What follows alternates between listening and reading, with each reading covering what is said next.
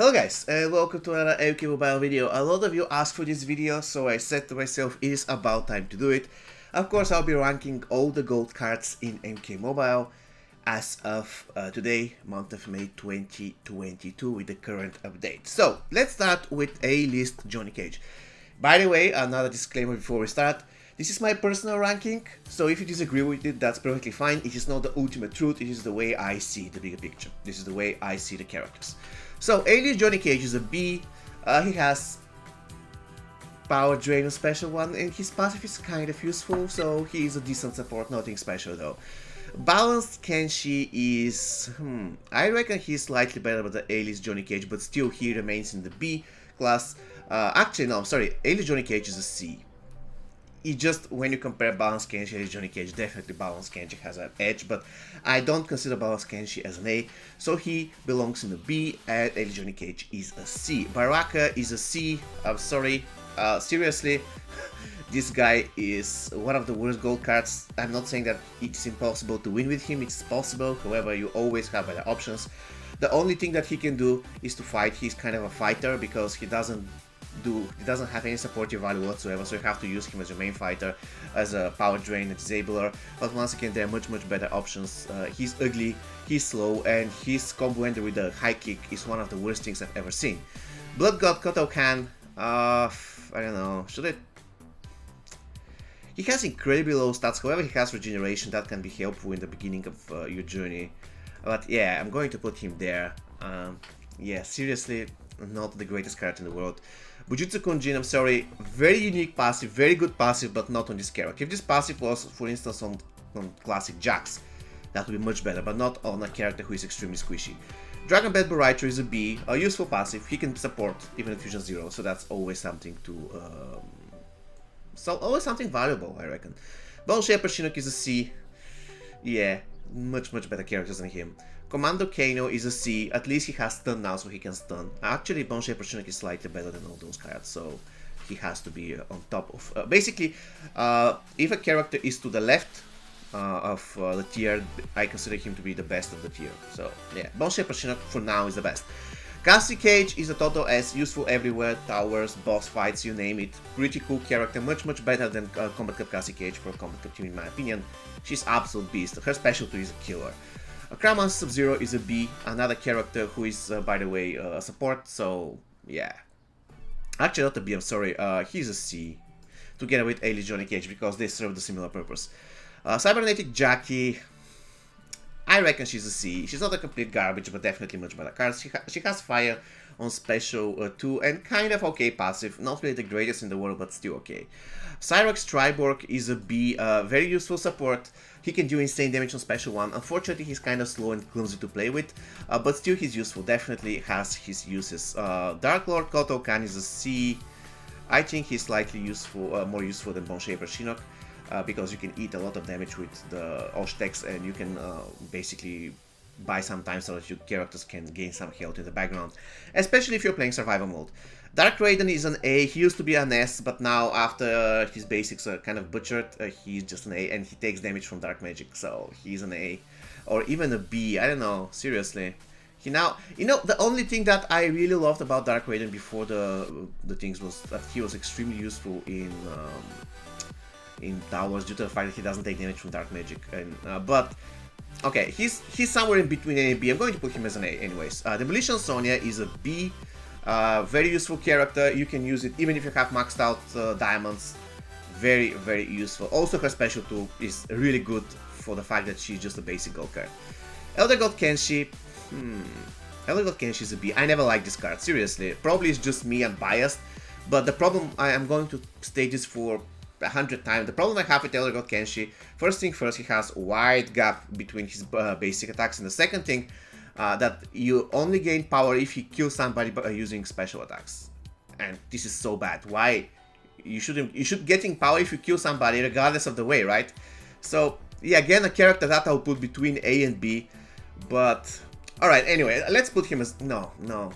You see, I cannot take it as, okay, he's going to be the ultimate, let's say, leader of the B group, which means a good character. So that's godlike, that's great, that's good, that's decent, and that's garbage. All right, let's start this like good, decent, great, godlike. Now we are talking. All right, so Gunslinger Iron Black is great. Seriously, his special 2 is a killer. Now when a Revenant is not a big deal, I mean, it doesn't trigger based on the mini hits. Gunslinger Iron Black is better than ever, especially now when you have his gear. Even though he cannot do brutality, it's still amazing. Flame Fist Lucane is a good character. Very squishy though, that's his biggest drawback. Very, very squishy. Tiger Fury Goro is absolute garbage, I'm sorry. Still, I consider he's better than those two characters, but all the characters above, I reckon they're better than Tiger Fury Goro. I really don't like this character, I'm sorry. Grandmaster Sub-Zero is an A. In the beginning of your MK Mobile journey, this card can help you a lot. Basically, he can survive anything because of his Ice Clone. Hanzo Hasashi is great. I know a lot of you disagree, he has to be godlike. I'm sorry, I just don't like Hanzo Hasashi. I don't believe that he's as good as Combat Cup Johnny and Combat Cup Cassian, the characters that should belong in the godlike tier. Probably I'm wrong, but it's just my opinion. His passive is just useless. I'm sorry to say it, but his passive is just... I cannot put a character with a useless passive in the godlike tier. If you think that his passive is not useless, please let me know in the comments, because seriously, his bleed lasts for 2 seconds. Anyways, I've talked about it multiple times. So he's a great character. Okay, let's put it even here, but definitely I wouldn't put him as a godlike tier. Hattori Kung Lao is a good character. Basically, his passive is useful on martial artists, so you can even use him as Fusion 0 or level 1, just put him somewhere to rest, and you can take advantage of his passive. That's good. Heavy Weapons Jax is a great card, just the potential he has special 2 is amazing. Seriously, I've played him lately, he's as deadly as before. So really, really good card. Inferno Scorpion is good. I reckon he's slightly better than Grandmaster Sub-Zero because he can change his special 1. He can lock people into stun loop, so definitely he has to be here. Or actually, I reckon he's better than Flaming Fist Lucane. Injustice Scorpion is... I don't know, seriously. Alright, I put him as a garbage, even though he has stun on special 1. Commando Kane also has stun on special 1. No, at least Commando Kane is immune to blind. Wow, this guy has no passive, seriously. High-Tech Jackie is a good character, very good support, useful. She has to be somewhere here. Very useful support now when her passive works, because for a long time her passive didn't work. But now her passive works and she's really, really useful. Unstoppable Jason, a great card. Very easy to get to X-Ray, Regeneration Special 2. Simply amazing. Kintaro is total trash, I'm sorry. I still reckon he's slightly better than Goro, but still garbage. When teamwork was working, I wouldn't put Kintaro here, I'll put him somewhere here. But now when teamwork doesn't work the way it used to work, Kintaro is simply bad. Horrible basic attacks, the only thing good about Kintaro is his special 2, which is unblockable, and that's it. But in a lot of cases, when you get to special 2, you're going to die. So, yeah. Classic Jade. Classic Jade.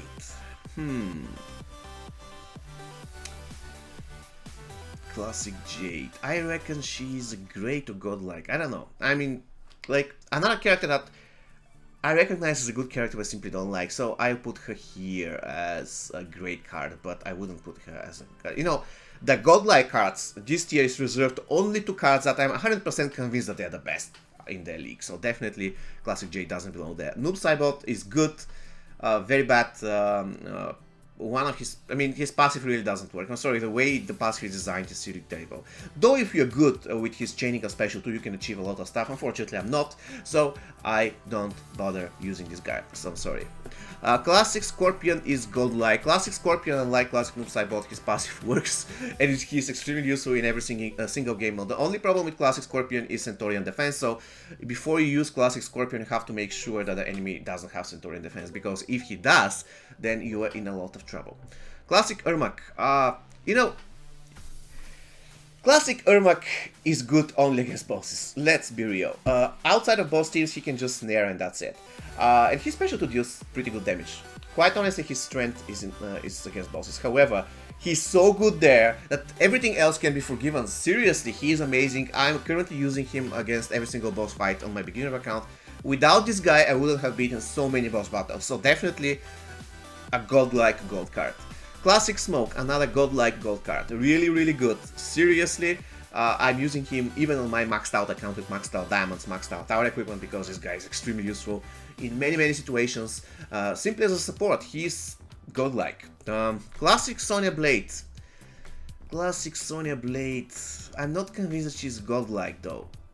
I might be wrong, but for now I'm going to put her here as a great, top of the tier great card. Really good.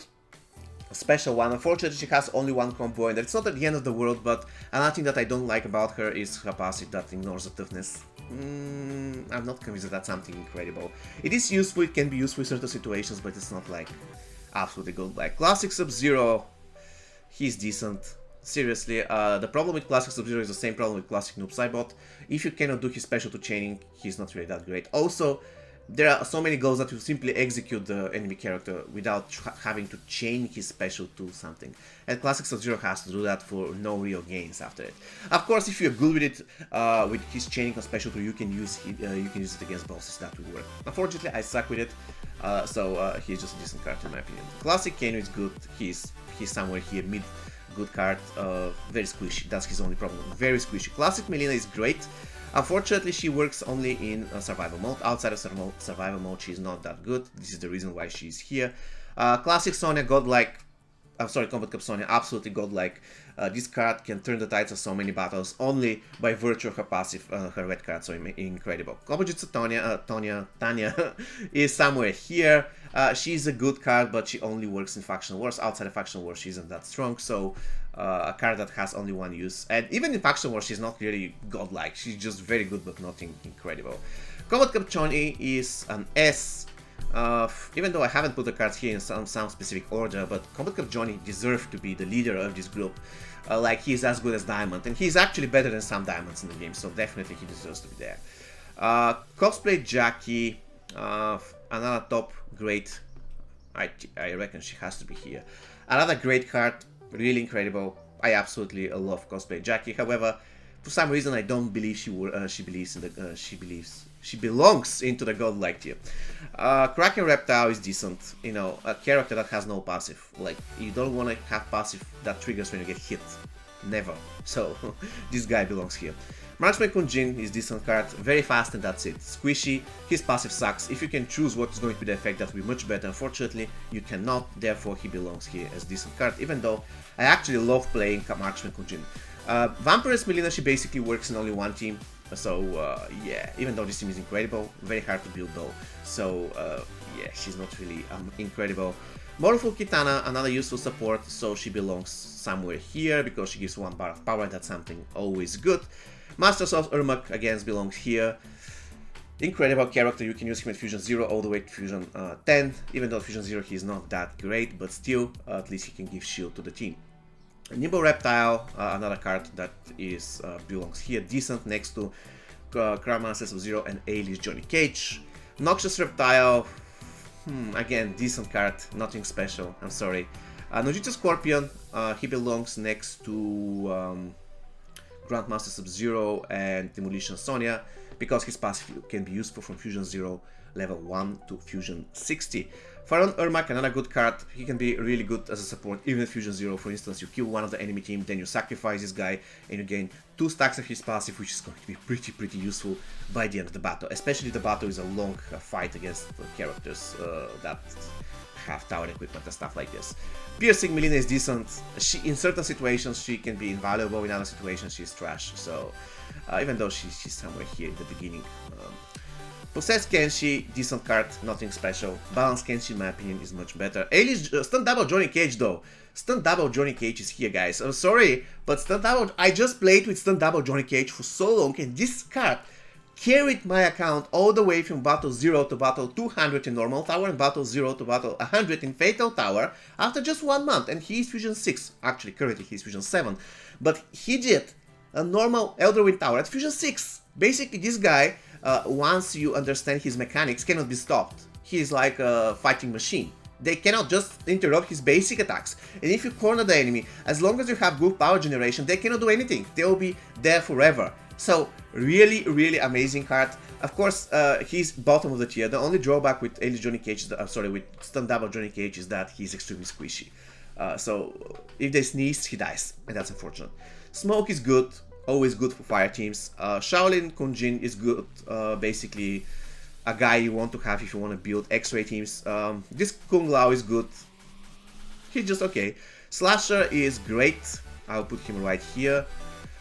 Or actually, right here. I believe Slasher Jason deserves to be godlike. Seriously, with correct equipment, this guy is immortal. Bleed Machine, he can get to X-ray like twice without any problems. 2 unblockable special attacks, incredible. His only drawback, he's kind of... let's go that way, he's kind of squishy. Shaolin Master Kung Lao is garbage. I would never use this card, seriously. On my beginner account, I have him, I never use him. Why would I use him? Nobody wanna use bronze cards, come on. Smoke is good, top of the good tier. I would even put him as great because you can use Smoke to build so many teams, not only with Triborgs inside. You can build teams that rely on power drain, and Smoke would be absolutely incredible. Spectral Ermac. Spectral Ermac is a garbage card, probably the worst card in the game. In my opinion, he doesn't do anything. I'm sorry. Sorry, he just doesn't do anything. Alright, Swarku Devora is garbage. Should I explain why? Sangat Kotokan is good character, the same way as Demolition Sonya and Scorpion. 30% damage, attack is always useful. Tactical Sonya is decent, bottom of the decent tier. At least she has stun, and you can select what effect you want to have on Special 2. Before this current update, her Special 2 was dealing 0 damage. I don't know what's the situation now. I hope it is fixed, finally. Takeda is good. Incredible Special 2. Very useful as a support, even in Fusion 0. So, yeah, pretty good. Actually, he's somewhere here in the beginning, in the top of the good tier. Raiden is good, but nothing special. Seriously, fast basic attacks, its passive is underwhelming but still useful. Definitely not garbage, but definitely not the character that you will be using for a long time. Triborg Sub-Zero is great, really useful character. You can use his shield to so many stuff, and you can do freeze with him, you can do frostbite, so yeah. I'm getting tired, guys, so let's finish this. Treacherous Tanya is great, her passive can be used in so many situations, especially in difficult fights when the enemies have tons of tower equipment. You want to break it, so you can use Treacherous Tanya to help you with that. Also, basically she works in any team because she reduces the power that is being drained from your character. Aftershock Tremor currently, guys, is a total S. I believe he's even better than Combat Cup Johnny, or it's not, if not better, than they're the same. Seriously, Aftershock Tremor carried my account from Battle 0 to Battle 200. Currently he's bugged, that's why he's godlike, but if this thing gets removed, then I'll probably rank him here or here, but currently he is godlike. It is what it is. I just experienced it firsthand. Undercover Cassie is decent, nothing special. Vengeful Shinnok is good, somewhere here in the middle. I never liked this card. Venomous Devourer is good. Warlock Quan Chi. Warlock Quan Chi is great. I reckon he is one of the most useful cards in the game. Even in Fusion 0 level 1 you can use him and he will bring a lot of value to your team, especially in difficult tower fights. Really useful character. Pyromancer Tanya is a total S, guys. Currently, if you're asking me why, just watch Legenda's video with this, especially if you team her up with MK11 Scorpion. It's simply mind-blowing. Basically, every single martial arts outworld has fire on combo ender. Do you know what that means? You can beat almost any stage that doesn't have dot immunity or, let's say, MK11 Jade and stuff like this. As a support, she's simply out of this world. A really great character. And Cassie is just good. She's somewhere here. She has very good potential. Dangerous. Her special 2 is dangerous. But basically that's it. She's not a good fighter. She's not a good support. She's nothing. She just deals damage on her special 2. Alright, guys, so this is going to be all for me for today. Please let me know whether you disagree with me. I can see it now. You disagree with Classic Jade, Hanzo Kasashi, and Cosplay Jackie. And Classic Sonya. Probably you disagree with me there. But this is just my opinion. Yeah. If you want, I'm going to link, by the way, this tier maker, and you can make your own tier list. See you next time, guys. Take care.